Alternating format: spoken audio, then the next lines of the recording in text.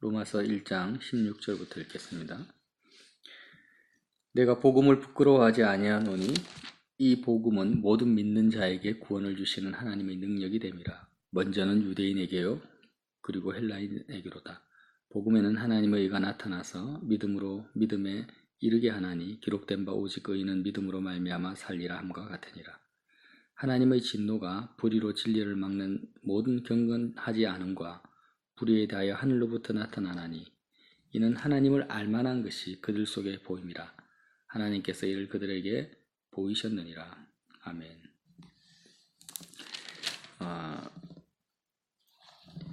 로마서 1장 8절에는요 바울이 이렇게 말합니다. 내가 예수 그리스도로 말미암아 너희 모든 사람에 관하여, 로마에 있는 성도들에 관하여 하나님께 감사함은 너희 믿음이 온 세상에 전파됨이라.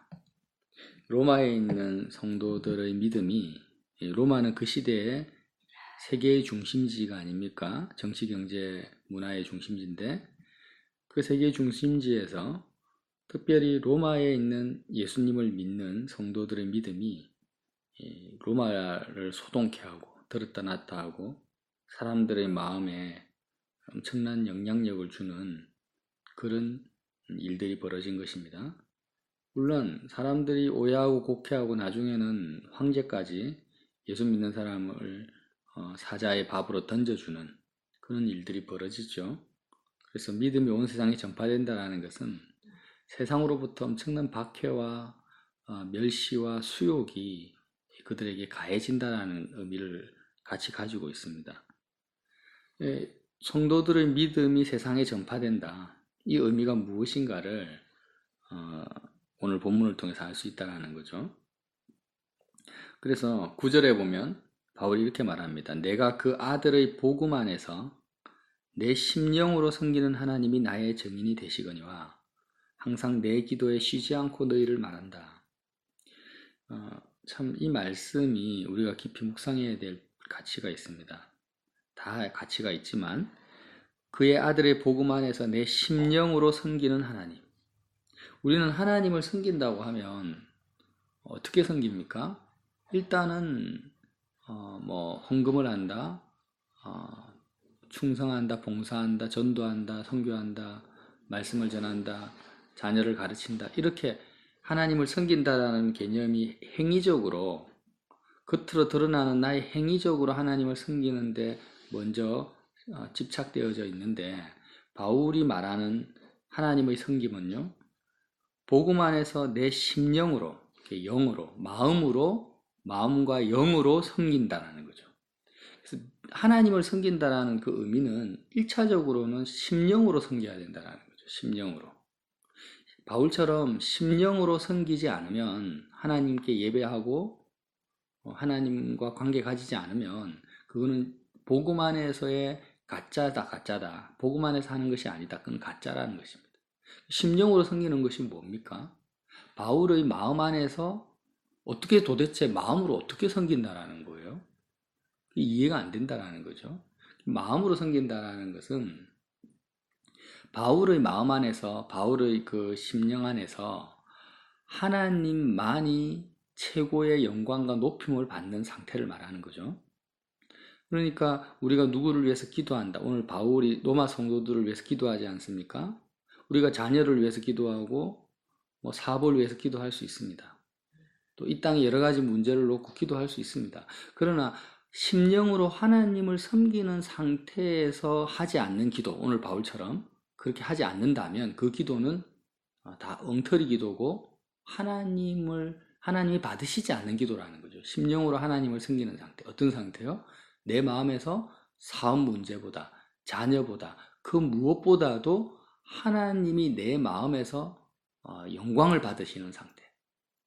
하나님 외에 내 마음에 이름이, 하나님의 이름 외에는 그 어떤 이름도 내 마음에 존재하지 않는 상태. 심령으로 섬긴다라는 거죠. 예를 들어서 내가 돈 문제에 빠져서, 자녀 문제에 빠져서 내 마음이 자녀에게 장악되어진 상태. 돈의 문제에 장악되어진 상태에서는 돈을 섬기는 것이고 자녀 잘 되기 원하는 그 상태죠. 그러니까 하나님을 섬기는 상태가 아닙니다. 그래서 바울은 항상 로마에 있는 성도들이 들을 항상 기도를 했는데, 그 기도가 어디서부터 출발되었냐면, 인간적으로 로마 성도를 뭐 사랑하고 그들을 위해서 내가 작정해서 자신이 기도해야 되겠다 이런 의미가 아니라, 그의 마음속에서 항상 하나님을 섬기는 상태, 하나님 외에는 다른 것이 없는 거예요. 바울 사도의 마음속에. 그 상태에서 하나님이 주장해 주신다라는 거죠. 하나님의 마음이 로마에 있는 성도에게 갔고, 그 아버지의 마음이 그대로 바울의 기도를 통해서 나타나는 상태. 그 심령으로 섬기는 하나님이 나의 증인이 되시거니와, 항상 내 기도에 쉬지 않고 너희를 말하며 어떻게 하든지 이제 하나님의 뜻 안에서 너희에게로 나아갈 좋을 길이 얻기를 구하노라, 이렇게 말하고 있습니다. 그래서 내가 너희 보기를 간절히 원하는 것은 어떤 신령한 은사를 너희에게 나누어 주어 너희를 견고하게 하려 합니다. 바울이 로마 성도들을 간절히 만나길 원합니다. 지금 이때는 뭐 비행기도 없고 기차도 없으니까 배 타고 가는 수밖에 없죠. 걸어가든지. 그런데 그 먼 길을 가서 로마 성도들을 만나기 원하는데 너무나 간절히 만나길 원했다는 거예요. 왜 원했느냐? 그들의 믿음이 온 세계에 전파되고 있는데 그 믿음을 견고하게 하려고 하는 거죠. 그래서 이는 곧 내가 너희 가운데서 너희와 나의 믿음으로 말미암아 피차 아니함을 얻으려 함이라. 우리가 예수님을 믿는 다른 성도들, 형제들을 만나기를 원해야 됩니다. 그 무엇보다도 간절히 원해야 된다는 거죠. 세상 어떤 유명인들이나 나에게 육적인 유익을 주는 사람을 만나기 원하는 것보다도 믿는 형제를 간절히 만나기를 원해야 됩니다. 그런데 그렇게 간절히 만나는 목적이 뭐냐? 이유가 뭐냐? 그 만나는 그 형제와 나의 믿음이 견고해지기 위한 것입니다. 누구를 향한? 하나님을 향한 믿음이 견고해지고, 믿음이 견고해지는 것으로 말미암아 서로 간에, 피차 간에 안위를 얻으려 합니다. 안위라는 것은 하나님이 주시는 평강, 하나님이 주시는 기쁨으로 더 하늘의 기쁨과 하늘의 평강으로 채워지기 위한다는 거죠. 인간적으로 우리끼리 한번 잘해보자, 인간적인 안위를 받고자 하는 것이 아니라는 거죠. 그래서 이는 곧 내가 너희를 만나고자 하는 이런 목적, 이거는 무엇이냐? 내가 너희 가운데서 너희와 나의 믿음으로 말미암아 안위를 얻고자 합니다. 형제들아, 내가 여러 번 너희에게 가고자 한 것을 너희가 모르기를 원하지 아니하노니 이는 너희 중에서와 다른 이방인 중에서와 같이 열매를 맺게 하려면 지금까지 길이 막혔도다. 자꾸 가려고 하는데 안 되는 거예요. 자기 의지와는 상관이 없죠. 성령께서 바울을 이끌어 가시니까. 그래서 헬라인이나 야만인이나 지혜 있는 자나 어리석은 자에게 다 내가 빚진 자다. 헬라인은 지금 그리스 로마 사람들이 대표적인 사람이죠. 야만인, 배우지 못하고 아주 그냥 야만 족속들이 많을 겁니다. 문명인들, 지혜 있는 자, 철학자들, 바리새인들, 어리석은 자들, 똑같죠. 그래서 어떤 사람을 만나든지 간에 다 내가 빚진 자다. 바울이 무슨 빚을 졌습니까? 로마 성도들을 만나본 적도 없는데요. 이게 무슨 말이냐면, 바울의 심령으로 하나님을 섬기고 있는데, 바울은 지금 예수님께 빚을 졌습니다. 하나님께 빚을 졌죠. 저희도 마찬가지고 하나님께 빚진 자입니다. 예수님의 생명의 빚을 졌어요. 그런데 예수님이 지금 하나님을 내가 심령으로 섬긴다라는 게 도대체 뭔 의미냐? 나는 빚을 예수님께 진 적밖에 없는데 예수님의 마음에서 가장 원하는 것이 뭐냐라는 거죠. 예를 들면 우리가 인간적으로도요, 어떤 스승이나 아니면은 은인에게 은혜를 입었어요. 그 사람한테 정말 갚을 수 없는 은혜를 입었는데 그 은인이 죽어버렸어. 죽어버려가지고 이제 더 이상 만날 수가 없는 상태라는 거예요. 그 예수님께 우리가 갚을 수 없는 은혜를 받았는데 하나님으로부터 예수님이 죽으시고 부활하시고 승천하셔서 지금은 눈에 보이지도 않고 하나님의 보좌 우편에 계십니다. 그러나 그분은 죽은 것이 아니라 지금도 살아 계십니다. 영으로 교통하고 계시는 거죠. 그럼 우리가 그 예수님을 섬길 수 있는 방법이 없어요. 뭐 음식을 하겠습니까? 뭘 하겠습니까? 단지 이제는 은인이 죽어서 만날 수 없는데 중요한 것은 예를 들어서 그 은인의 자녀가 살아있는 거예요. 은인의 마음은 뭡니까? 자기 자녀를 향한 그 사랑이 있는 거죠. 그래서 어떻게 합니까? 내가 은혜를 받은 그 자녀, 그 아이를 위해서 내가 섬기는 거예요. 그 아이를 섬기는 거죠. 그리고 그 자녀를 섬기고 먹을 것을 주고 키워주고 이렇게 하면 어떻게 됩니까? 그게 은혜에 보답하는 것이 된다라는 거죠. 그래서 은인에게 받은 그 빚을 은인의 자녀에게 갚는 것처럼 지금 바울이 말하는 내가 헬라인이나 야만인이나 지혜 있는 자나 어리석은 자에게 다 빚진 자다라는 말이 무슨 말씀이냐? 예수님의 마음이 왜 주님이 십자가에서 죽으셨는가? 누구를 위해서? 헬라인을 위해서, 야만인을 위해서, 어떤 특정한 사람을 위해서 죽은 것이 아니라 이 땅에 복음을 듣지 못하고 죽어가는 모든 영혼을 위해서 주님이 생명을 쏟으셨기 때문에 주님의 마음이 거기에 있기 때문에 내가 주님을 심령으로 섬기는데 주님의 마음, 주님의 심령이 있는 그 영혼을 향해서 빚을 졌다라는 것입니다. 어려운 말 아니죠.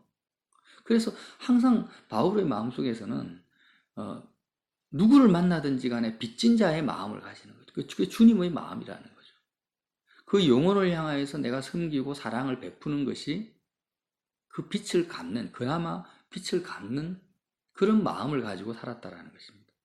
자, 그러므로 나는 할 수 있는 대로 로마에 있는 너희에게도 복음 전하기를 원하노라. 내가 복음을 부끄러워하지 아니오니 이 복음은 모든 믿는 자에게 구원을 주시는 하나님의 능력이다. 왜 복음을 부끄러워하지 않는다는 말을 하겠습니까? 지금 이 초대교회 성도들은 복음 때문에 온갖 희한한 소리를 다 듣습니다. 동성애자다. 남자 여자 같이 있으니까. 또 성찬식을 하니까 어린아이를 죽여가지고 잡아먹는다. 남녀가 혼숙한다. 성적으로 완전 타락한 이상한 집단이다. 하여튼 이런 온갖 유언비어와 오해와 멸시를 다 듣고 복음이 전거되고 있는 거예요. 그래서 이런 상황이지만 그 복음을 부끄러워하지 않는 것입니다. 사람들이 어떤 말을 하더라도 이 복음은 왜 모든 믿는 자에게 구원을 주시는 하나님의 능력이다. 먼저는 유대인에게요, 헬라인에게로다. 먼저 유대인에게 먼저 복음이 전거되었죠. 헬라인은 이방인들이죠. 그래서 이제 오늘 중요한 말씀입니다. 복음에는 하나님의 의가 나타나서 믿음으로 믿음에 이르게 한다.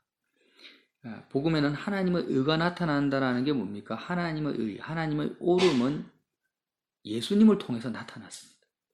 성경 전체에 보이지 않는 하나님의 그 의는요, 보이는 육신으로 오신, 인간으로 오신 삼위일체 하나님 중에 그리스도를 통해서 그리스도의 공생애의 삶, 십자가의 죽음과 부활을 통해서 하나님의 의가 우리 눈에 보이게끔 나타났다라는 거예요.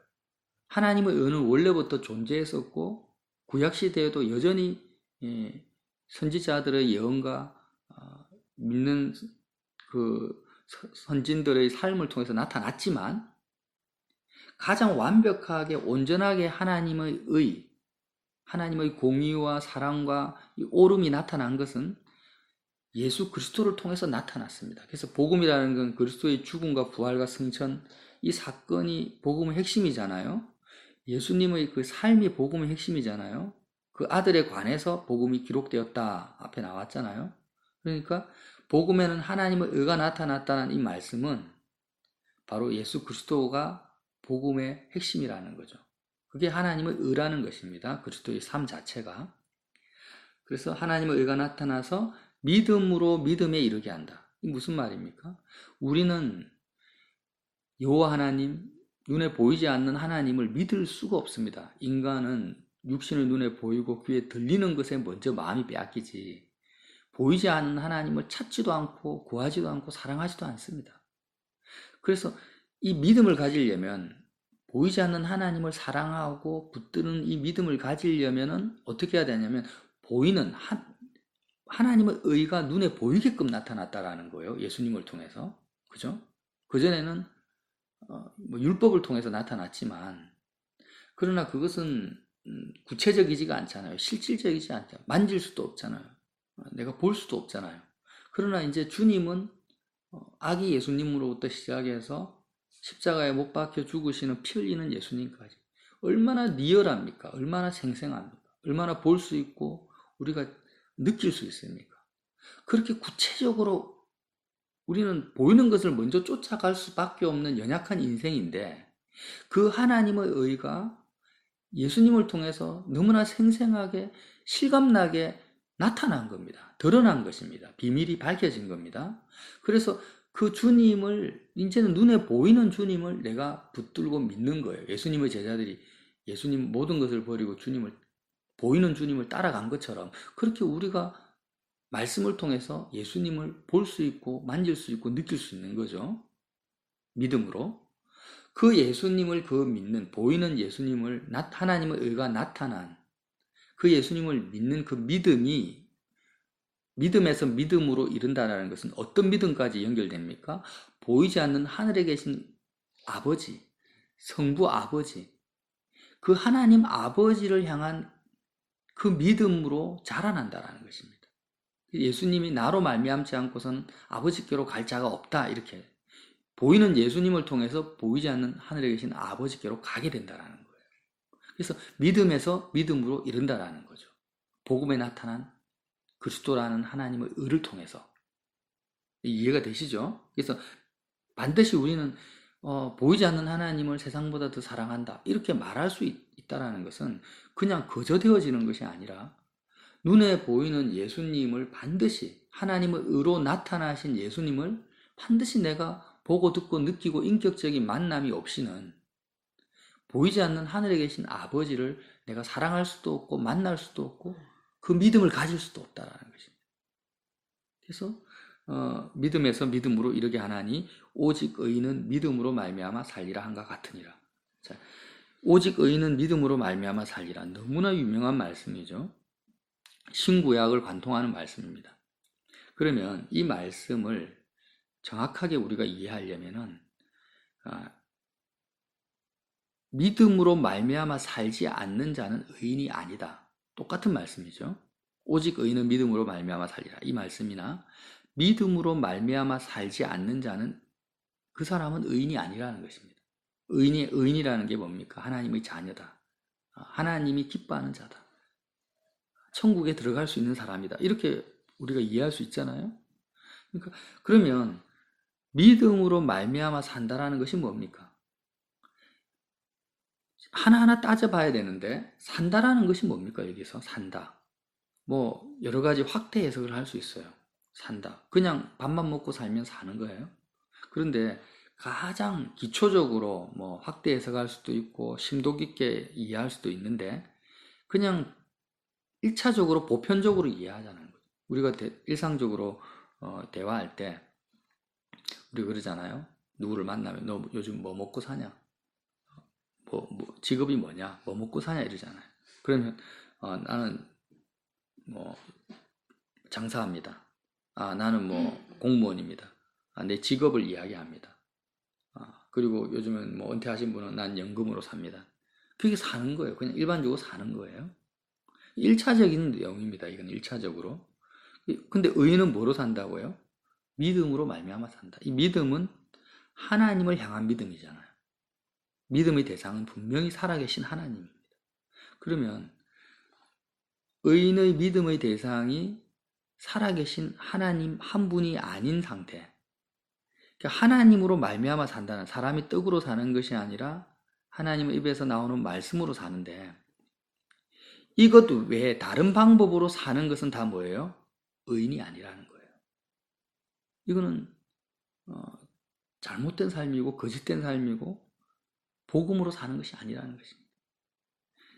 그러니까 내가 믿음으로 사는지 믿음으로 살지 않는지를 점검하려면 사람이 무엇으로 사는가? 내가 정말 내가 붙들고 있는 내 삶이 먹고 사는 부분부터 시작해서 내가 붙들고 있는 그 수단, 삶의 수단을 하나님이 한번 흔들어 보셔야 돼요. 예를 들면 안정된 기업체에서 기업체를 다니면서 신앙생활하는 집사님이 있습니다. 그러면 그 집사님이 아주 교회도 열심히 충성봉사하고 기도생활도 열심히 하는 것 같은데 하나님이 오직 의인은 믿음으로 살잖아요. 살아계신 하나님을 향한 믿음을 가지고 살잖아요. 그런데 정말 사는지 안 사는지를 알려면 한번 그 직장에서 잘려보는 거예요. 예를 들면 극단적으로 표현하면 잘려보면 그 집사님이 정말 믿음으로 살았다면, 직장을 의지하지 않고 살았다면 어때요? 마음에 전혀 요동함이 없다라는 거죠. 당장 월급을 받지 못하고 당장 내일 아이들 등록금을 낼 수 없는 그런 상황에 들어왔는데도 그분이 정말 믿음으로 살았다면 마음에 어떤 요동함도 없고 그의 기쁨과 평강은 깨어지지 않습니다. 그게 믿음으로 사는 거죠. 그런데 내가 믿음으로 산다 막 이야기하는데 직장 문제가 뻥 터졌어요. 아니면은 전 재산이 날아가 버렸습니다. 한순간에 사기를 당해서. 그러니까 막 마음이 찢어지고 괴로워지고 막 불안해지고 염려가 닥쳐옵니다. 이게 드러나는 거죠. 아, 내가 믿음으로 사는 것이 아니라 돈으로 살았구나. 내가 직장으로 말미암아 살았구나. 그렇게 드러나는 거예요. 성경에서 말하는 오직 의인은 믿음으로 산다라는 것은 거짓된 믿음, 잘못된 믿음으로 사는 것을 우리가 경험해 보지 않으면 내 실체가 드러나지 않는. 그래서 뭐 마음이 갈급하다, 은혜 받았다, 정말 진리를 깨달았다는 수많은 저를 포함해서 많은 성도들을 만납니다. 만나는데 이제 실질적으로 하나님이 믿음으로 살게 하시려고 흔드시는 거예요. 대표적으로 흔든 사람이 누굽니까? 욥입니다. 욥. 오직 의인은 믿음으로 살리라. 욥에게 믿음으로 사는지 안 사는지를 어떻게 흔드셨어요? 욥이 자녀들, 재산, 명예, 친구, 아내, 건강까지 싹 다 주님이 다 가져가 버리시죠. 물론 마귀가 그렇게 역사한 거지만. 근데 욥은 이제는 어떻게 해야 됩니까? 정말 믿음이 없이는 이 땅을 살아갈 이유가 하나도 없는 그런 상황 속에 처해져 있는 거예요. 그렇게 됐을 때 의인 욥이 주신 자도 여호와시고 취하신 자도 여호와시니 여호와 하나님만이 영광을 받으시라, 이런 고백을 한단 말이에요. 그래서 그가 그것을 보시고 하나님이 욥이 어렵다 이렇게 말씀하셨다라는 거예요. 우리의 믿음이 의인이 믿음으로 살리라, 이 말씀이 왜 수많은 사람들의 입에서 회자되어지고 내가 이미 알고 있지만 내 삶 속에서 실현되지 않느냐면, 여태까지 정말로 내가 살아온 삶을 이어가는 그 수단과 방법이 살아계신 하나님이 아니었다라는 것을 삶을 통해서 경험해 보지 못하는 것입니다. 그래서 염려하고 근심하고 걱정하는 수많은 문제들이 왜 무엇 때문에 생기는가? 믿음으로 살지 못해서 생기는 거죠. 하나님의 진노가 불의로 진리를 막는 사람들의 모든 경건하지 않음과 불의에 대하여 하늘로부터 나타난다. 그러니까 하나님의 진노라는 것은 분노죠, 분노. 하나님의 진노가 어디로 나타납니까? 불의로, 하나님의 의가 아닙니다. 불의로 진리를 막는 사람들을 향해서 나타나. 불의로 진리를 막는 사람이 누구입니까? 믿음으로 살지 않는 사람이에요. 돈으로 살고 직장으로 살고 자녀로 살고 이 세상의 다른 어떤 수단과 방법을 통해서 사는 사람이 불의로 진리를 막는 사람입니다. 정확하잖아요? 그러니까 믿음으로 사는 사람만이 하나님의 진노를 벗어난 사람입니다. 내 마음에서 정말 내가 붙들고 살아가는 것이 무엇인가? 주님이 욥의 고난을 당하셨죠. 내가 당해야 될 그 고난을 주님이 당하셨습니다. 주님의 십자가의 그 은혜라는 것이 무엇인가? 실제적으로 내가 마음에 살아계신 하나님만을 의지하고 눈에 보이지는 않지만 살아계신 하나님으로 살아가야 돼요. 실제로. 실제로 살아계신 하나님만을 의지하고 하나님만을 붙들고 살아가야 돼요. 그렇게 살아간다면 어떤 삶이 진행되어져야 되느냐. 욥과 같이 물질이든 건강이든 모든 것이 다 한순간에 사라져버리고 흔들린다 할지라도 가을 바람에 낙엽이 흘리 봄바람에 풀이 흔들리듯이 그렇게 흔들린다 할지라도 우리의 마음에는 조금의 평강도 깨어져서는 안 되고 물론 인간이기 때문에 믿음의 연약한 과정은 있겠지만 본질적으로 우리의 심령이 흔들려서는 안 됩니다. 우리의 기쁨이 소멸되어서는 안 되죠. 그렇게 살아가는 것이 믿음으로 사는 건데 그렇게 살지 않는 자들이 어떤 사람이냐? 불의로 진리를 막는 사람이라. 진리를 수호하는 사람이 아니라 진리를 막는 사람입니다. 무슨 말씀입니까? 수많은 기독교인들이 있고 예수 믿는 부모들이 있습니다. 그런데 집사님이고 장로님이고 모태신앙인입니다. 그런데 욥의 고난이 아니라 욥의 고난의 10분의 1만 이렇게 와도 조금 은행 자기 통장에 잔고가 없고 직장이 불안해지고 먹고 살 길이 인간적으로 막막해지면 불안해하고 염려하고 두려워하고 떠는 것입니다. 그리고 인간적인 수단을 동원하는 것입니다. 나더러 주여 주여 하는 자마다 하나님 나라에 다 들어가는 게 아니죠. 여전히 세상에 잡혀서 마음이 왔다 갔다 눈에 보이는 상황이 왔다 갔다 하고 있습니다. 지금 그 상태가 뭐냐면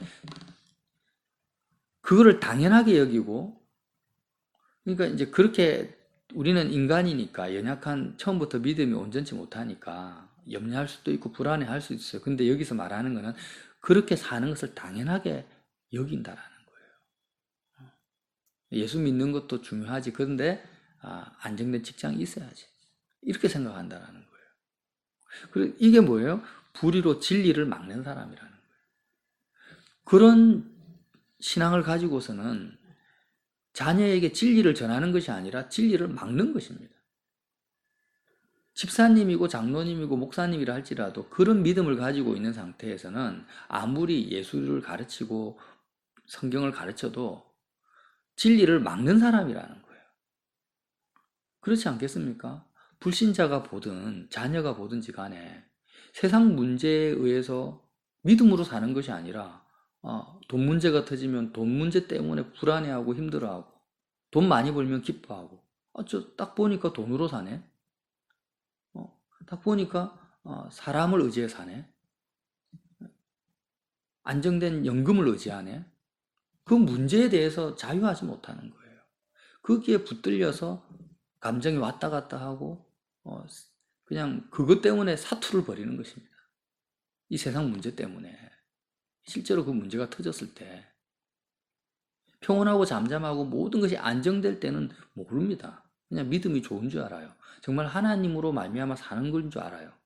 근데 실제로 환난 풍파가 오고 아니면 세상적으로 굉장한 성공이 왔을 때 그가 어떻게 반응하느냐를 본다라는 것입니다. 이방인들도 보고 자녀들도 보고 주위 사람들도 다 봅니다.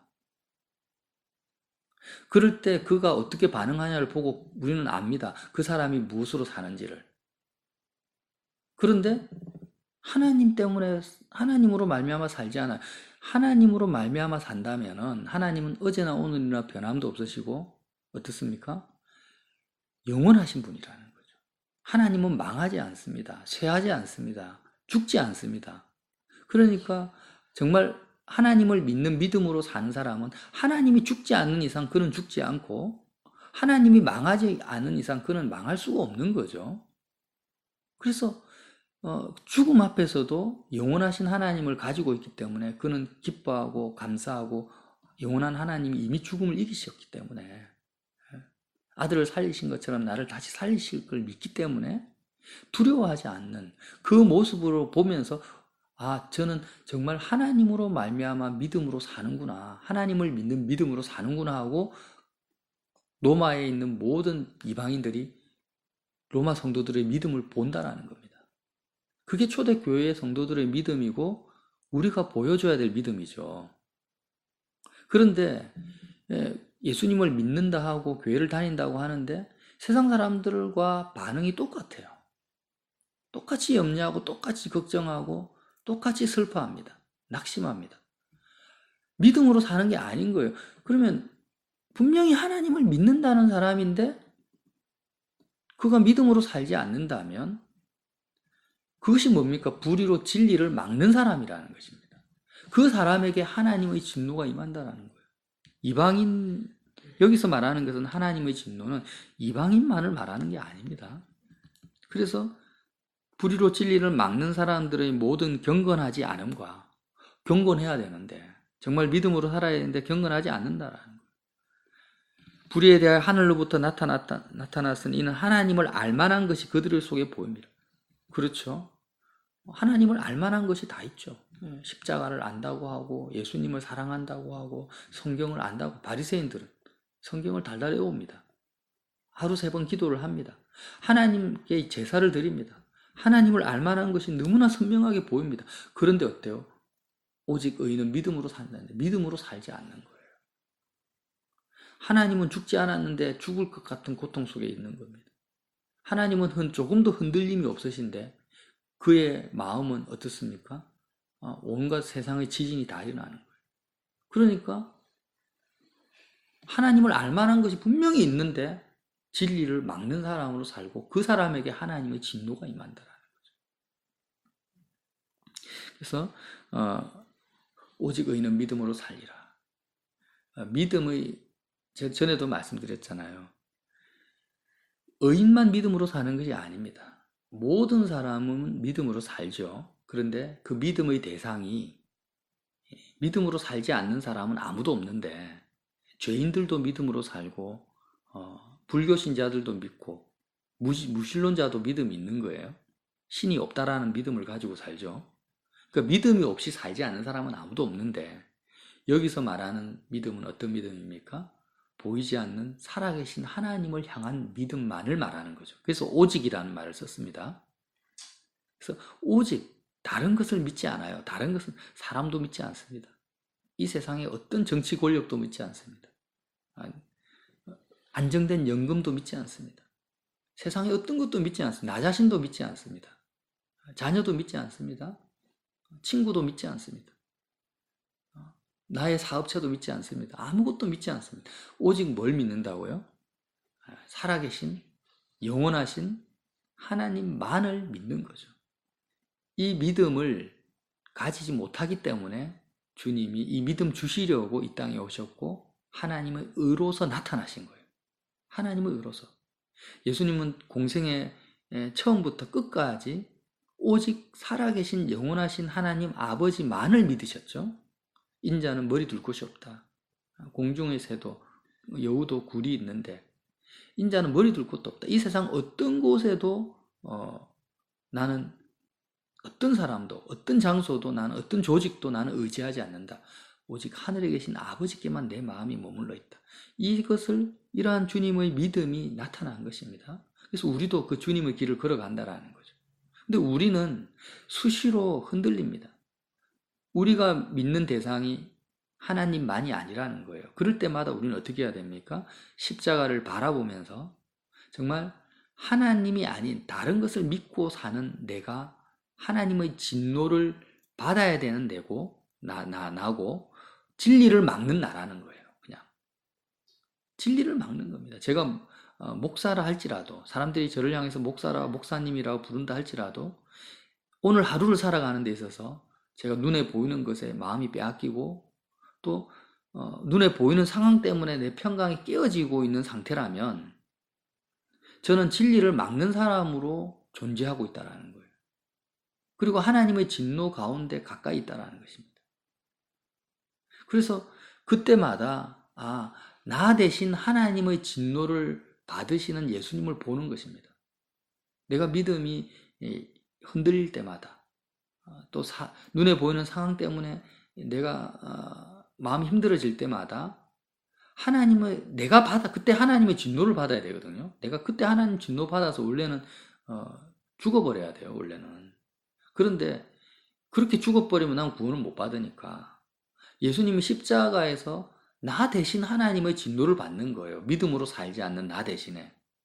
그 하나님의 진노를 받는 주님의 그 고난과 죽으심이 바로 나는 받지 않아요. 실제로는 하나님의 진노를 안 받았죠. 내가 받아야 될 진노를 예수님이 받으셨어요. 믿음으로 살지 않는 내가 받아야 될 진노를.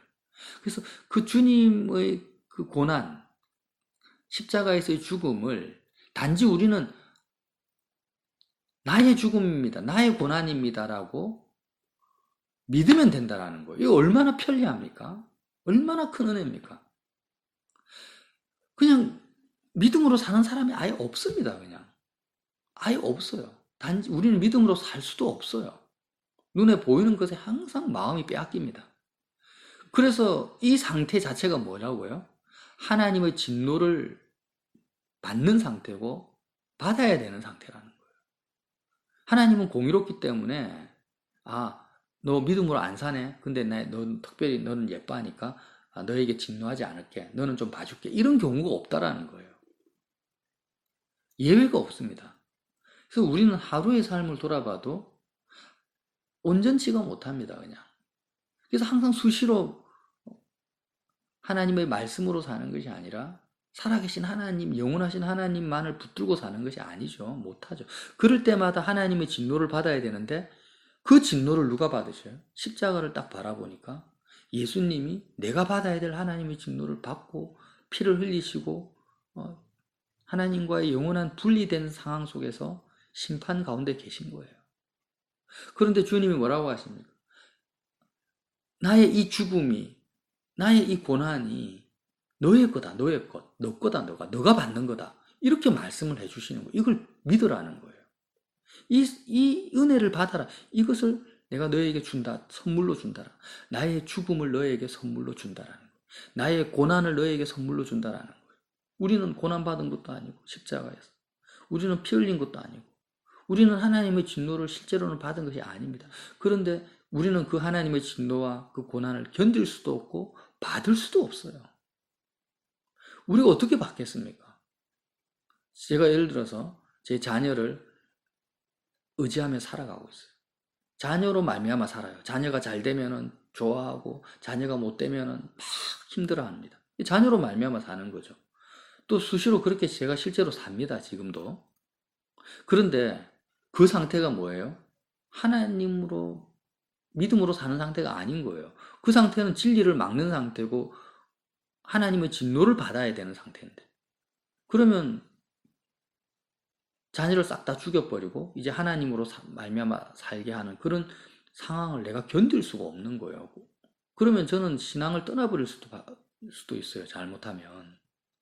그러니까 예수님이 내가 받아야 될 그 고난을, 진노를 십자가에서 받으시고 대신 받으시고 저에게 요구하시는 거예요. 흥서가 네가 지금 자녀로 말미암아 살고 있는 이것이 얼마나 하나님의 진노가 임하는 상태인지 아냐? 그런데 너는 지금 하나님의 진노를 받아야 돼. 받아야 마땅해. 이 진노는 피할 수가 없어. 누구도 피할 수 없어. 예외가 없어. 그런데 네가 지금 자녀로 말미암아 사는 이 불의를 내가 십자가에서 대신 하나님의 진노를 내가 받았다. 그리고 나는 죽었다. 하나님의 진노 앞에서. 너가 죽어야 되는데 내가 죽은 거야. 그런데 이 죽음이 나의 죽음이 너의 죽음이라고 네가 믿어. 그것만 정말 믿는다면 너는 하나님의 진노에서 벗어나고 하나님의 사랑과 은혜 가운데서 살 수 있어. 지금 이게 십자가 복음이거든요. 이거보다 더 큰 은혜가 어디 있습니까? 근데 사람들이 이걸 안 믿는 거예요. 십자가를 바라보지 않는 거예요. 그러면 더 이상 구원의 길은 없다 이거예요. 그래서 이 의인이 믿음으로 살기 위해서는 반드시 어떤 과정이 필요하냐? 십자가를 통과해야 됩니다. 십자가를 붙들어야 된다. 이게 없이는 믿음으로 살 수가 없어요. 그러니까 이제 우리는 지금 뭘 착각하고 있냐면, 여러 가지 세상 문제나 이런 사건들 앞에서 하나님만을 의지해 살아야 된다. 이거 맞죠? 정답입니다. 그런데 하나님만을 의지해서 하나님만으로 살 수 있는 사람은 없어요. 그렇게 살 수 있는 분은 예수 그리스도 외에는 없다라는 거예요. 그래서 의인은 없나니 하나도 없다. 하나도 없다고 성경은 단정하고 있습니다. 나는 의인이 아닙니다. 나는 죄인입니다. 이미 세상에 대해서는 이미 세상의 종이고 마귀의 종입니다. 노예입니다. 죄의 종입니다. 자, 그런 상태로 거기서 우리는 스스로 벗어날 수가 없는 거예요. 항상 눈에 보이는 상황, 자녀 문제, 돈 문제, 세상 사람들 문제 때문에 항상 치여서 삽니다. 평강을 잃어버립니다. 자, 그런 상황 속에서 우리는 어떻게 믿음으로 살 거냐라는 거예요. 어떻게 믿음에서 믿음으로 이룰 거냐는 거예요. 예수님밖에 없죠. 십자가밖에 없는 거예요. 그 순간 나는 인정해야 되는 거죠. 나는 하나님의 진노 가운데 있구나.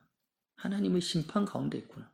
나는 이미 진리를 수호하는 사람이 아니라 진리를 막는 사람이구나.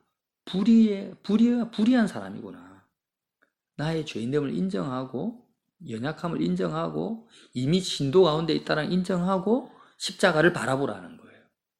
십자가 바라보면 내가 받아야 될 하나님의 진노를 믿음으로 살지 않는 그 진노, 하나님의 진노를 주님이 받으시고 죽으셨는데 주님이 그때 말씀하십니다. 십자가 위에서 십자가에 못 박힌 상태로 주님이 우리를 향해서 말씀하고 계시는 거예요. 십자가가 우리를 향한 주님의 음성이고 메시지입니다. 십자가 자체가.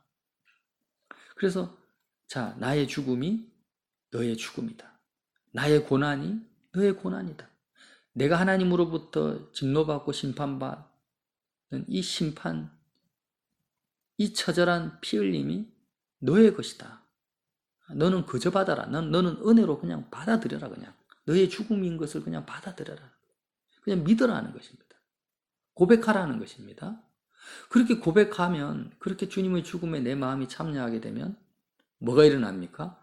죄사함이 일어나요. 죄사함. 예수님의 의가 내 의가 된다라는 거예요. 그러면서 실질적으로 이제 어떤 역사가 나타나냐면 내 마음에서 돈 문제에서 벗어나는, 자녀 문제에서 해방되어지는 실질적인 역사가 나타나는 거예요. 실질적으로 자유함의 역사가 나타나는. 이 너무 신기하다는 거예요.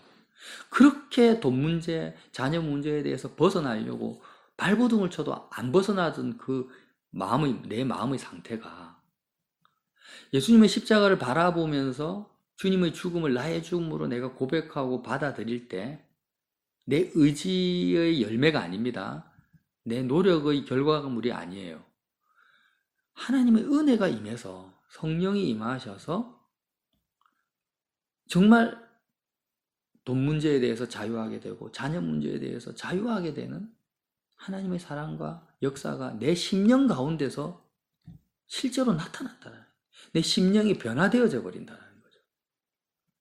그냥 의지적으로, 지식적으로 끝나는 것이 아니라 그게 뭐예요? 모든 믿는 자에게 구원을 주시는 하나님의 능력이다. 복음은 모든 믿는 자에게, 이 십자가의 죽음을 나의 죽음으로 믿는 자에게 구원을 주신다는 거예요. 구원은 건져낸다라는 거죠. 세상 문제에서, 눈에 보이는 상황에서 실제로 그 사람을 끄집어내어서 오직 살아계신 하나님만을 의지해서 살아갈 수 있는 믿음으로 사는 사람으로 만들어버리는, 심령을 변화시키는 하나님의 능력이 복음 안에 있다라는 거예요. 그게 뭐예요? 십자가의 능력이라는 거죠. 그래서 우리는 단지 지식적으로 머리로서 믿는 게 아니라 십자가의 복음은 지식으로 시작하지만 능력으로 열매를 맺는다. 우리의 심령이 변화되는 능력으로 열매를 맺는 것입니다. 그래서 십자가 생활을 하고 십자가 복음을 듣는 수많은 분들이 있죠. 또 그렇게 많지는 않지만 그렇게 애를 쓰려고 하시는 분들이 있는데 실질적인 삶의 문제에 부딪힙니다. 눈에 보이는 문제, 먹고 사는 문제, 이런 문제에 부딪혀요. 사람들의 위로가 없고 칭찬이 없고 로마 성도들이 온갖 희한한 소리를 다 들은 것처럼 그런 오해와 곡해 속에 들어가는 이런 실질적인 삶과 부딪힌다. 이 실질적인 삶과 이렇게 우리가 부딪힐 때 나는 무엇으로 말미암아 사는지가 드러난다라는 거예요. 내 마음을 보라는 거죠. 그러면 여전히 우리는 어떻습니까? 믿음으로 사는 것이 아니고 영원하신 변함없는 하나님으로 사는 것이 아니라 눈에 보이는 세상으로 산다라는 내 실체가 드러난다라는 거예요. 이렇게 드러날 때 우리는 어떻게 해야 됩니까? 낙심하고 절망하고 뒤로 물러나야 됩니까?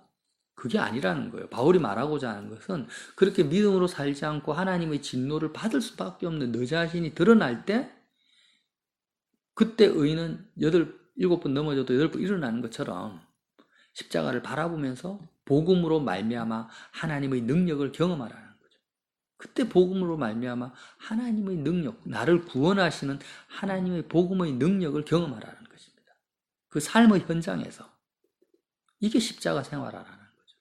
그래서 그렇게 경험할 때 어떻게 내 의지로도 불가능하고 내 어떤 결심으로도 불가능한 내 마음의 자유함이, 심령의 자유함이 어떻게 십자가를 통해서 나에게 누려지는지를, 그 은혜가 부어지는지를 그 현장에서 경험할 수 있다라는 거죠. 이것을 위해서 바울이 기도한다라는 것입니다. 그래서 저와 여러분이 오늘 하루를 살아갈 때도 정말 우리는 십자가를 통과해야만 됩니다. 통과하지 않고서는 믿음으로 살 수가 없어요. 그냥 믿음으로 오늘 내가 세상을 의지하지 않고 하나님 믿습니다. 하나님만을 붙들고 살겠습니다. 이렇게 한데에서 믿음으로 사라지는 것이 아니라는 것입니다. 오히려 우리는 하나님의 진노를 받는 상태, 진리를 막는 상태의 나로서 인정하고 그냥 죄인된 나를 인정하고